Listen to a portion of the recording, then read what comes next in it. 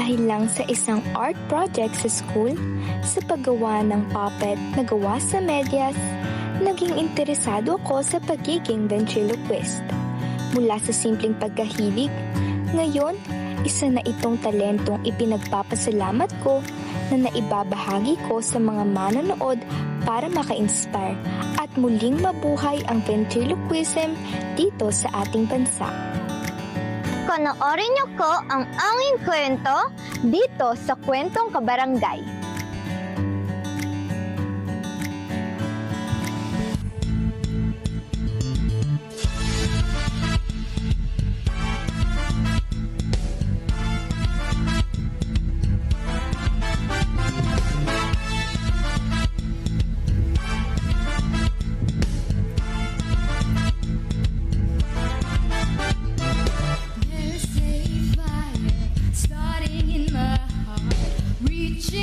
Fever pitch and it's bringing me out the dark. Finally, I can see you crystal clear. Go ahead and sell me out and I'll lay your shit bare. See how I live with every piece of you. Don't underestimate the things that I can do. There's a fire starting in my heart, reaching a fever pitch and it's bringing me out the dark. The scars of your love remind me of us. They keep me thinking that we almost had it all. The scars of your love, they leave me breathless. I can't help feeling we could have had it all. Rolling in the deep.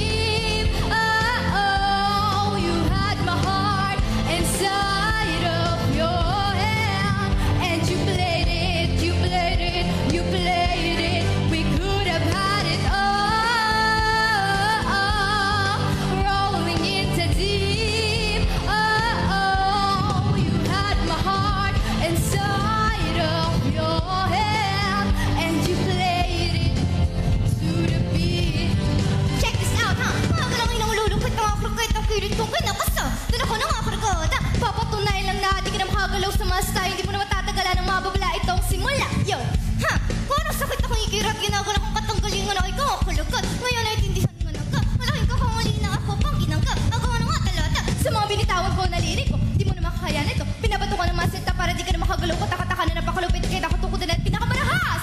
Ladies and gentlemen! Thank you po! Grabe naman eh! Welcome natin sa Love to the Bitanara Song! Si Shania! Sarangay at si Mia! Good morning! Good morning! Good morning, girl! Ang cute kasama rin po niya ang kanyang mommy, si Mami Vivian Sarangay! Mami Vivian! Parang kapatid lang si Mami Vivian na. Dito tayo, Mami Vivian! Katabi nila, ano po, napakaganda! Shania! Tama ba? Shania o Shania? Shania po. Shania! O, diba? Bumati ka muna sa ating mga kabarangay, pati si Mia. Bati ka. Hello, hello mga kabarangay! Hello, hello! Good morning! Si Mami Vivian, bati rin po. Hello po mga kabarangay. Grabe! Ang galing ng talent mo! Thank you po. Ang galing ng talent yung dalawa. Hindi lang pakikipag-converse, kundi umawit pa, nag-rap pa! Tama ko, tama yan! Gaano katagal yung inaral yan, Mia? Yung ganyang, performance nyo? Nasa loob ko ng 1 year. 1 year lang. Ang tagal din pala. Mahirap ba, Mia, ang ganitong klaseng performance? Siyempre po, hirap po talaga yun, digo? Kasi, siyempre, kumakanta ka kukangi. Yeah! Pero, of course, Shania, ikaw yung nagbuboses sa kanya. Opo, tama po yan. Paano mo na-discover na meron kang talento na ganito, na yung pag-ventriloquism, paano mo natutunan niya? Ano po, na-discover ko po yung talent ko sa ventriloquism nung year 2020, bago po mag-hit yung pandemic. Okay. Nung nagpagawa po yung art teacher ko ng sock puppet. Yung puppet po na gawa sa Yes, yung medyas. Yes So, ito nag-uumpisa lahat. Opo. And then, ano po, nanood po ako sa YouTube ng mga tutorials. Okay. Tapos, bumili na po ako ng first human puppet ko. Oy! Opo. Nung nakita nyo, Mami, na meron siyang ganong parang interest.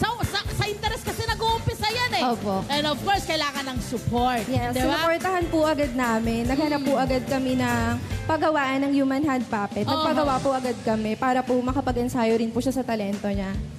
Nag-ano ka ba? Nagdalawang isip ka ba kung gusto mo ba talaga yan? May ganun ka bang, kumbaga, doubt sa kanya nung inuumpisahan niya yan? Or Wala po. May tiwala po kasi ako sa kanya na kapag gusto niya yung ginagawa niya, alam ko po gagawin niya yung best niya. yan?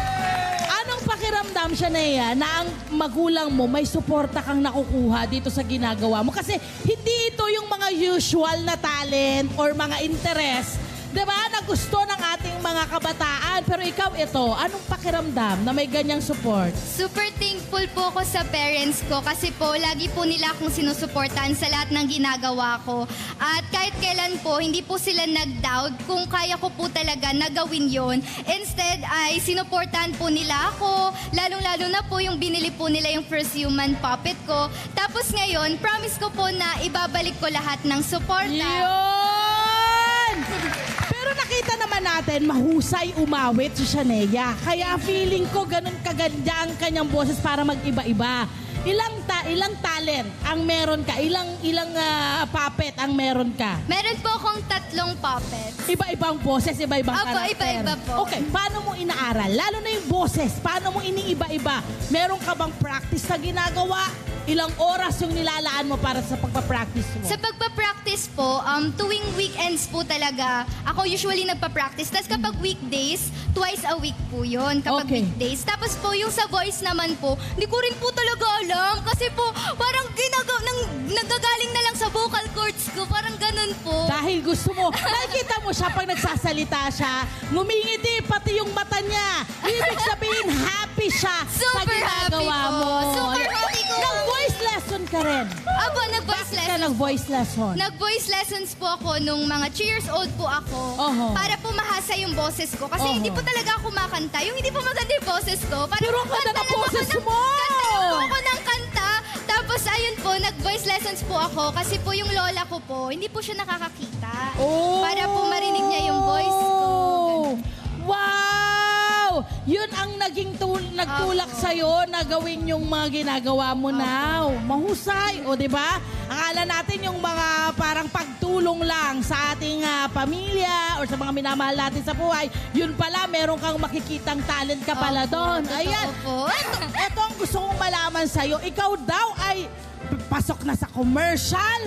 Ikaw daw ay nag-champion pa sa isang palabas sa telebisyon. Opo! Anong pakiramdam na nare-recognize ang iyong talento? Sobrang happy po ako kasi po, para sa akin po, sa pagbabahagi po ng talento Yes. ko, ano po, nabubuhay po ulit yung ventriloquism sa Pilipinas. Correct! Diba? Opo. Diba? Meron ka bang mga tinuturuan na ngayon ng mga kabataan or interesado? Sanayo, turuan mo naman ako. Meron pong mga nagme-message sa akin na sumasali na rin po sila sa mga competitions dahil po Yes. natuto silang magtiwala sa sarili nila dahil pinapanood po nila. At lagi ka raw kasama. Opo. Lagi daw po kayong kasama. Bakit lagi nyo sinasamahan ng inyong anak? Parang ako na rin po kasi yung PA niya. So, kasama niya ako sa pagtupad ng mga pangarap Diba? niya. Napakapalad mo na may Totoo ganong po. suporta. Diba? At anong pakiramdam na ang anak mo ngayon ay nare-recognize sa kanyang talento? Super proud po ako. Tapos, sobrang saya ko po kasi hindi naman po lahat ng bata ay merong ganyang talento. So, sabi ko po sa kanya, i-share niya lang po ng i-share para maging inspirasyon sa ibang mga kabataan. May technique ba, Shanea, pagdating sa ventriloquism? Kasi you're not supposed to move your mouth, no? Talagang nakikita ko yung ngipin mo. Nakaganyan nga lang eh. Ganun lang, ba? Anong technique ang dapat na aralin pagdating sa ventriloquism? Kailangan po, matuto po tayong mag-change ng mga letters. Di ba po may mga letters na kailangan talagang Nakabuka. mag-close yung mouth po. Kunyari, Oo. M. Kaya pwede po natin yung palitan ng N. Ganun po. Tapos po, ano po, ang ginagawa ko rin pong technique, humaharap po ako sa salamin tuwing Okay. nagpa-practice po ako. Yan! So, practice ang nagiging parang dahilan Yes bakit po. ka nag-i-improve na nag-i-improve. Yun. May instant ba pagdating sa gusto mong goal? Meron bang instant na kailangan gawin or kailangan mo talagang dumaan sa mga maraming pagpa-practice? Kailangan po talagang dumaan sa maraming pagpa-practice kasi nga po, di ba, practice makes progress. Yes! Naku, pero alam nyo, dahil bata pa siya, nag-aaral pa siya. Eto pa, itong batang ito, kinuha na lahat. Siya po ay consistent honor student.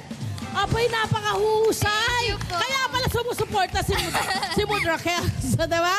At sinasabay-sabay mo lahat. Opo. Paano mo siya binabalanse? In-organize ko po yung time ko. Time management lang po talaga. Anong naituturo sa'yo nito at a very young age? Anong naituturo sa'yo nito sa buhay mo? Paano mo siya naya-apply? Ano yung mga natutunan mo? Sa lahat po ng mga pinagdaanan kong competitions Yes. and sa mga na-meet ko pong mga tao, natuto po ako na kailangan kong i-disregard yung mga negative na comments. Kailangan huwag natin pansin. Deadma lang po Yeah, yan. dapat, Keb. Kasi marami pong sumusuporta. At syempre, gusto ho nating wag natin pong wag hindi normalize baka maging positibo. Dapat tanggalin natin Tama ang po. negatibo, lalo na sa social media, ang bashing. Tigilan ho natin yan kasi hindi po yan nakakatulong sa ating kahit kanino, diba?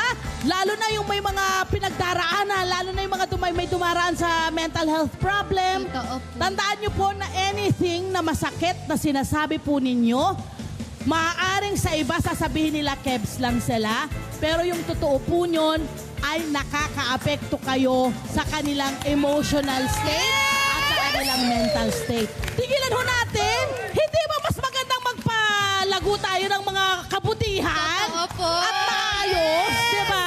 Kung meron man kayong komento, personal nyong kausapin, magbigay ng suhestyon, hindi yung babangasan nyo ng mga hindi magandang salita. Hindi po maganda. Hindi rin po yung nakakaganda sa inyo.